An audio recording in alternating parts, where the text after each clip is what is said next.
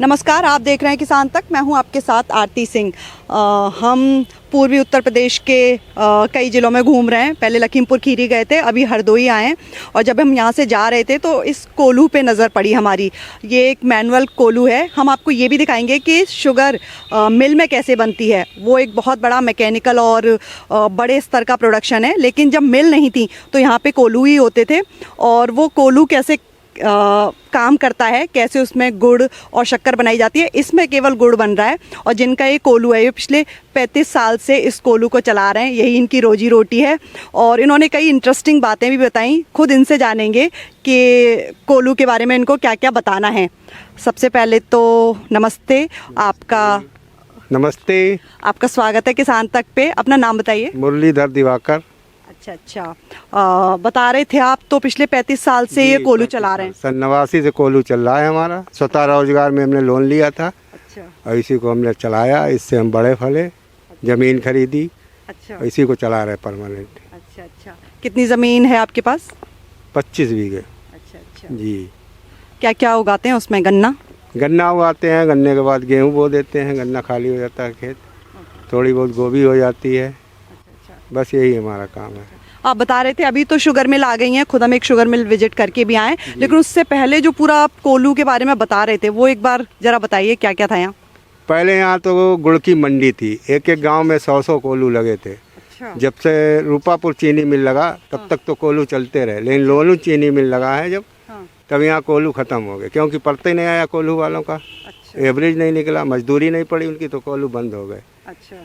हम अपना चलाते रहे। हम 4-5 भाई हैं, सब मिलकर चलाते हैं। 1500 की आमदनी हो जाती है। अच्छा। तो आप मतलब बंद नहीं किया कोल्हू? बंद नहीं किया, लगातार चल रहा है। और चलता रहेगा।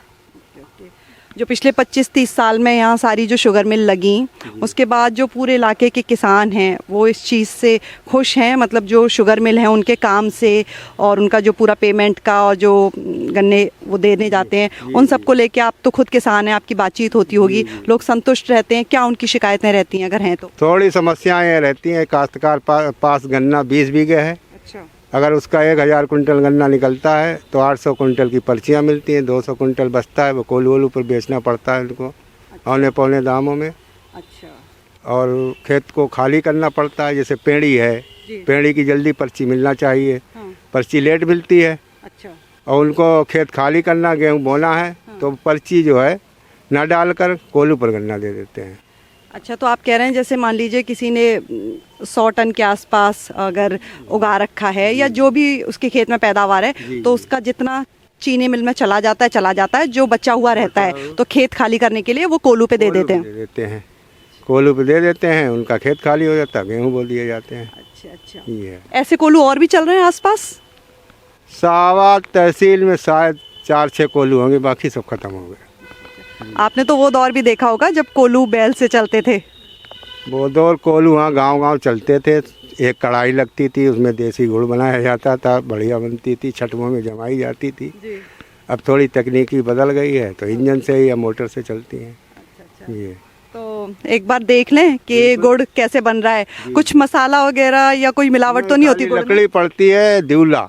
अच्छा। जिसमें कूट के डाली जाती है, उसमें लब्बा निकलता है। लब्बे में मैल चिपक जाता है, वो कढ़ाई निकाल के बाहर डाल दिया जाता है। रस साफ हो जाता है, गुड़ अच्छी बनती है, दानेदार बनती है। और बेचते कहाँ हैं इसको आप? बेचते हैं यहाँ मंडी में, बेच देते हैं शाहबाद की। जी। और कितने रुपए किलो लगभग मिल जाता है गुड़ का दाम? कभी 28 रुपये किलो, कभी 32 रुपये, कभी 35 रुपये किलो। जैसी मंडी में सप्लाई होती वैसा रेट मिल जाता है।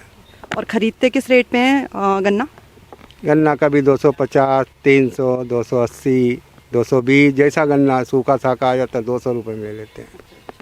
तो जो गन्ना किसान है उनको वैसे थोड़ा नुकसान होता होगा, क्योंकि मिल पे तो शायद लगभग 350 रुपये जाता है, और आप 250 या 280 रुपये किलो। एक तरफ नुकसान होता है किसान, दूसरी तरफ फायदा हो जाता है। जब खेत खाली होता है, मान लीजिए 5 बीघे खेत हिलगा है, 5 बीघे में 25 कुंटल गेहूँ होगा।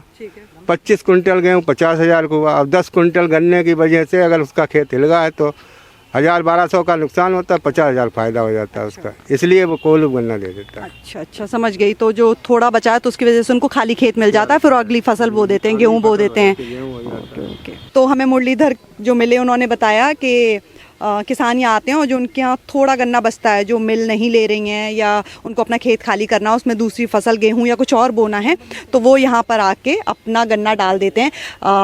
ये आप पूरा देख लीजिए, यहाँ गन्ने पड़े हुए हैं। सबसे पहले यहाँ आके गन्ने आ जाते हैं, उसके बाद यहाँ इंजन से इनकी पिराई होती है, जिसमें गन्नों को क्रश किया जाता है और उनका जूस निकाला जाता है।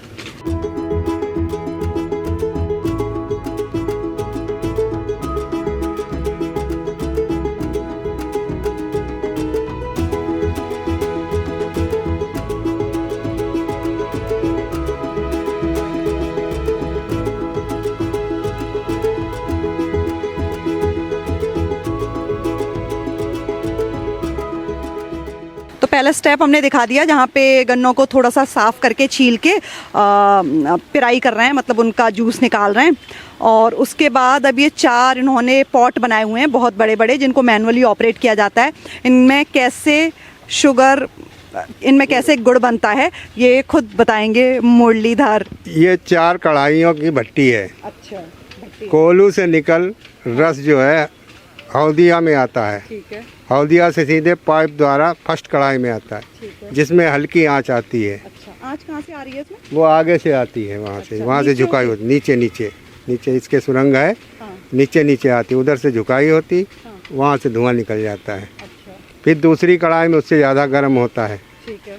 तीसरी कढ़ाई में जब रस मिस्त्री या लेबर खुद उसमें डालता है कड़ंगे से, तो तीसरी कढ़ाई में पहुँचता है। अच्छा, तीसरी कढ़ाई से फिर चौथी कढ़ाई में जाके गुड़ बनता है। अच्छा, यहाँ रस साफ किया जाता है, वहाँ पे राब बन जाती है। अगली वाली कढ़ाई में जब पहुँचता है तो वहाँ गुड़ बन जाता है। अच्छा। तो यहाँ पे जो साफ किया जाता है, मसाला जो लोग डाल देते हैं कहते हैं, वो इसी वाले स्टेप में डालते हैं कि लास्ट वाले में डालते हैं? शुगर चीनी मिल में जो है गंधक है, अन्य चीज़ें डाली जाती हैं, लेकिन कोल्हुओं पर जो है एक लकड़ी आती है जिसका नाम होता है दिवला। अच्छा, दिवला की लकड़ी वो रखी है इधर, ये कूटी जाती है। तो ये है देवला की लकड़ी, ये तो गीली है। जी, हरी आती है, हरी में ही इसका लब्बा निकलता है कुटाई करके। लब्बा मतलब? लबाब होता है चिकनापन, अच्छा, जिसमें मैल जो है इसका रस का चिपक जाता है, वो चलने से डाल के निकाला जाता है। अच्छा, ये चलना है, अच्छा, अच्छा, इससे जो है इसको निकाला जाता है, जैसे इस तरीके से। अच्छा, अच्छा, शायद और इसको निकाल के उसमें गंदे रस में उसमें डाल देते हैं, या फिर इसमें साफ करने वाले में डाल देते हैं।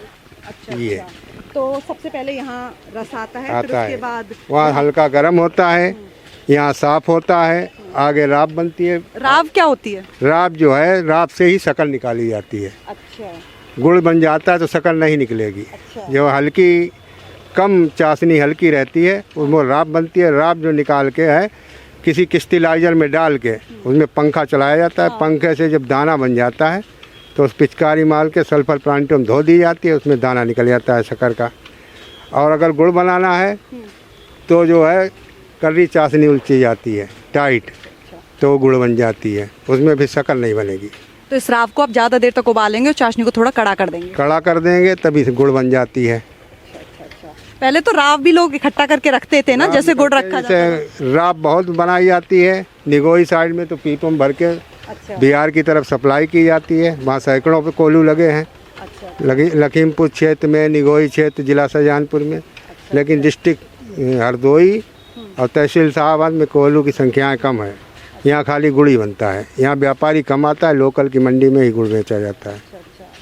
और इन 4 जो ये पॉट हैं जो ये आपने बनाए हुए हैं कढ़ाई, इनमें से एक दूसरे में ट्रांसफ़र भी आप खुद ही करते हैं? वो मिस्त्री करता है। जो ये रखा हुआ है इससे भर के इसमें डाला है, इससे भर के उसमें डाला जाता है, उससे भर के उसमें डाला जाता है। अब लास्ट वाला स्टेप भी दिखा दीजिए जिसमें गुड़ बन रहा है। ये यहाँ गुड़ बन रहा है। अच्छा, इसको चलाएंगे। ये फाइनल स्टेज है जहाँ पे गुड़ बनाने का प्रोसेस चल रहा है। जी, यहाँ पर जो है मिस्त्री इसको चाशनी को चलाएंगे, झुकाई बंद कर दी जाएगी। धीरे धीरे चलाते रहें, चाशनी टाइट हो जाएगी, उसको निकाल के फिर इसमें चाक में डाली जाएगी। जब चाक में डाली जाएगी तो चाक में फड़ुइया से चलाई जाएगी, वो उसको ठंडा किया जाएगा, ठंडा हो जाएगी 2 बार चलाने के बाद उसको गुड़ जमा दी जाएगी। जी। और कई बार गुड़ थोड़ा ज़्यादा ब्राउन हो जाता है, कई बार हल्का ब्राउन रहता है, वो किस वजह से होता है? जब टाइट उलची जाती है उसमें जो है हेडर डाला जाता है तो वो सफ़ेद हो जाती है। हाँ, और जब लाल रहती है तो हल्की टाइट कम उलची जाती है, हेडर नहीं डाला है तो लालपन हो जाता है। ये हेडर क्या चीज़ है? हेडर आता है केमिकल टाइप का। तो वो आप मिलाएंगे इसमें? नहीं, अच्छा, आप नहीं मिलाते? हम नहीं मिलाते हैं। कोई केमिकल नहीं मिलाते मतलब इसमें? किलो आता है, उसमें हमारा जो है लागत ज़्यादा है, इसलिए हम नहीं मिलाते हैं। अच्छा। जी। तो इसमें कोई केमिकल? ये डब्बे में क्या रखा हुआ है? ये अंडी का तेल होता है। अच्छा। इसको जो कढ़ाई उफनाने में आती है, हाँ। इसमें छींटा मार देते हैं अंडी का तेल। अच्छा। वो बैठ जाती है। अच्छा। और जब उसमें मिठाई निकाल के छोटे बर्तन में जमाई जाती है तो उसमें कड़वा तेल लगाते हैं। सरसों का। नीचे? नहीं, वो बर्तन रखे हुए हैं। अच्छा। और वहाँ जिसमें जमाते हैं उसको क्या बोलते हैं? चाक। चाक। जी। तो उसमें भी कुछ लगाते हैं नीचे? नहीं, कुछ ही नहीं, उसमें गुड़ चलाई जाती है, दाना पड़ जाता है खुद। जब दाना पड़ जाता है तो चटुए से भर के उसमें बर्तन में डाल के जमा दी जाती है। एक बात और भी बताइए, वो जो पहचान करनी है, अगर मान लीजिए हमने बाजार से गुड़ खरीदा, तो कौन सा गुड़ मिलावट वाला है, मसाले वाला है, या जो भी उसमें केमिकल्स मिलाए गए हैं जिसकी भी आपने बात की? सफेद होगा वो मिलावट वाला होगा। अच्छा। हल्का गुलाबी रंग का होगा वो मिलावट वाला नहीं होगा। कई बार तो मैंने काफी गुलाबी देखा है, वो भी मिलावट वाला होता है। जो लाल से रंग का होता है, कहते हैं उसमें कलर मिलाया होता है। कलर डाल देते हैं इमरती वाला। अच्छा। तो वो गुलाबी हो जाता है। जो ओरिजिनल गुलाबी है वो उसमें कलर ज़्यादा नहीं होगा, वो लाल पर ब्राउन ज़्यादा होगा उसमें। तो वैसे कोई पहचान का तरीका नहीं है गुड़ के? गुड़ के पहचान तरीका दानादार हो, चिकसा ना हो। असली गुड़ वही होता है जो दानेदार। दूसरा क्या बताया? चिकटा, मतलब पट्टी टाइप का ना हो, चिकसा टाइप का, महीन दाना। अच्छा, तो उसमें दाना होना चाहिए। और शेप तो अलग अलग होती है, कई बार अलग अलग शेप में। मेरे साइड बनती है वो दानेदार नहीं होती है। अच्छा। मेरे साइड वाली गुड़ होती है, हल्की बनाई जाती है, छोटी हाथ में, लड्डू टाइप का। अच्छा। वो बहुत टाइट होता है। और जो गुड़ यहाँ बनता है वो दानेदार होगा, भेली बनाई जाती है उसकी। महाराष्ट्र में जो है गुड़ बनता है वो पंसेरा बनता है, चौकोर टाइप, उसमें भी दाना नहीं होता है ज़्यादा। बहुत से लोग हैं सिलखड़िया मिला देते हैं गुड़ में मुनाफा कमाने के लिए। वो मनुष्य के लिए हानिकारक है, लेकिन गलत है, करना नहीं चाहिए। क्या मिला देते हैं? सिलखड़िया। सिलखड़िया क्या होती है? सिलखड़िया आती है, बतासे बनाए जाते हैं शक्कर के। हाँ। चादर पे बिछा के, सिलखड़िया पाउडर टाइप का होता है सफ़ेद। हाँ। तो बतासे चुआ के फिर उसमें छुटा लिए जाते हैं। हाँ। तो वो बहुत से लोग गुड़ में मिला देते हैं। नुकसान क्या है उसका? नुकसान बहुत से होंगे, पथरी भी हो सकती है, बहुत सी चीज़ों में नुकसान होगा। जब अखाद्य चीज़ मिलाएंगे तो नुकसान ही नुकसान होगा। हाँ, ये तो आपने बिल्कुल ठीक कहा। जो चीज़ें खाने वाली नहीं है लोग मिलावट में मिक्स कर देते हैं, वो सब चीज़ें भी, और उनसे बहुत नुकसान हो जाता है। और कितना सुंदर ये दिख रहा है। अब ये देखिए, एक बार दोबारा से पंकज ये दिखा दीजिए, ये वाला प्रोसेस देखिए आप, कितना सुंदर लाइट कैरेमल और हल्दी जैसे कलर का मतलब मिक्सचर तैयार हो चुका है। और उससे पहले जो सबसे पहला स्टेप है वो गंदा जो एक दिख रहा है, मतलब रंग तो बिल्कुल अच्छा नहीं दिख रहा, जो जूस निकल रहा है वो उसमें ढड़ोई कही जाती है। ढड़ोई? जी। ऑटोमेटिक प्लांट हैं, बड़े प्लांट हैं, उसमें मशीनों द्वारा निकलती है। इसमें आदमी खुद उसको निकालता है ढड़ोई, जिसको मैल बोलते हैं। अच्छा। जी। मुझे याद है, वैसे मैं जहाँ की हूँ मथुरा से, बचपन में वहाँ गन्ने की खेती होती थी, तो हम तो इस जूस को पीते भी थे। तो अब इसको तो मुझे नहीं लग रहा हम पीते थे। वो कौन सा? देसी जो भट्टी लगाई जाती थी एक कढ़ाई की, हाँ। उसमें ढड़ोई निकाल के बाद में जो मैल हल्का सा रहता था वो चटुए में चपेट के तो इसको छुरी से छुटा के बर्तन में लेके पीते थे बड़े बूढ़े लोग। तो उसमें ताकतवर होता था और अच्छा भी लगता था, पेट साफ हो जाता था। इसे तो नहीं पीते होंगे कोई? नहीं कोई पिए, इसको जानवर खा सकता है। इसको अब पीने की हिम्मत नहीं है। जो मुझे याद है कोल्हू पे ट्रेडिशनली बैल से पिराई होती थी, और फिर उसको थोड़ा थोड़ा याद है, और उसको जब फाइनली एक जूस निकलता था, गुड़ भी खाते थे, लेकिन जो जूस निकलता था उसको हम मतलब पीते थे। तो इसे देख के पीने की हिम्मत नहीं हो रही। ये कोल्हू से निकल के छान के तो पी सकते हैं, लेकिन कढ़ाई में आने के बाद नहीं पिया जा सकता है। क्योंकि उसमें जब गर्म होता है तो मैल इकट्ठा हो जाता है फूल के। ये जो है चाग में गुड़ आ गई है। अब इसको हम चलाते रहेंगे। जब तक ये ठंडी नहीं हो जाती है और चलाने पर ही इसमें दाना पड़ेगा। अगर चलाएंगे नहीं तो दाना नहीं पड़ेगा, पट्टी बन जाएगा, शीरा हो जाएगा। अच्छा, तो शीरा नहीं बनाना, गुड़ जी, की जो गुड़ पट्टी बनाना है। है। ओके, तो उसके लिए चलाना पड़ेगा। तो इसको चलाते रहेंगे, 2 बार चलाएंगे। जो लाल लाल निकल रहा है ये शीरा है इसमें, ये लाल लाल जो गुलाबी निकला है शीरा है इसका। मुझे शीरा भी टेस्ट करना है। जी कराओ टेस्ट। कोई है कटोरी कुछ दोना? भैया कुछ लिया दोना वाना गर्म होगा। टेस्टी है वैसे, जी थोड़ा सा चिपक है। चिपक जाएगा, दोबारा चलेगा, चिपक खत्म हो जाएगा, दाना बन जाएगा। शीरा तो काफ़ी टेस्टी था, थोड़ा चिपक थी पर अलग सा टेस्ट था। और शक्कर भी तो इसी स्टेज के बाद बनती होगी, वो क्यों नहीं बनाते? शक्कर के लिए लाइसेंस चाहिए होता है। अच्छा, और उसमें लागत ज़्यादा लगेगी। उसका स्टॉक भी करना पड़ेगा, जब मार्केट मिलेगी तब बेचना पड़ेगा। गुड़ जो है रोज़ की रोज़ बिक जाती है। इधर बनाई, शाम तक बनाई, सुबह बिक जाती है। पैसा खाली हो जाता है, लागत कम आती है। जी। और गुड़ बनाने के लिए कोई लाइसेंस नहीं चाहिए आपको कोल्हू चलाने? कृषि क्षेत्र में आता है ये, इसमें ना लाइसेंस चाहिए ना कुछ है। सरकार इसको बढ़ावा दे रही है कि छोटे छोटे उद्योग लगे, लोगों को रोजी रोटी मिले, इसलिए इसमें कोई लाइसेंस नहीं है। अब तो सल्फर प्लांट पहले 20-25 किलोमीटर की एरिया में जहाँ चीनी मिल होता था वहाँ नहीं लग सकता था। अब तो गवर्नमेंट ने 10 किलोमीटर की एरिया में अगर चीनी प्लांट लगा है तो सल्फर प्लांट कोई भी लगा सकता है, उसका लाइसेंस ज़रूरी है। जी।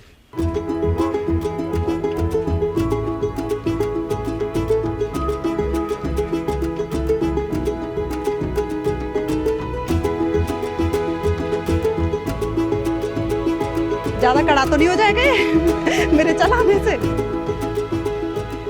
तो फाइनली लगभग पूरे 2 घंटे लगे इस देसी कोल्हू पे केमिकल फ्री गुड़ बनने में, लेकिन फाइनली गुड़ तैयार है। ऑलमोस्ट फाइनल स्टेज में है, ये जमने वाला है। और यहाँ पे अंकल ने ये एक 5-7 किलो का या 8 किलो का, कितने किलो का अंकल है? 10 किलो का। अच्छा, 10 किलो की भेली भी तैयार कर दी है, जो ये मार्केट में ओपन में सेल करेंगे। और करीब बताया था इन्होंने 32 से 35 रुपये किलो तक चला जाता है नॉर्मल मार्केट में।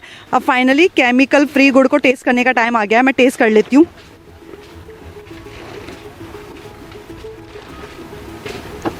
अच्छा तो है, गरम है और हाँ दाना भी है इसमें।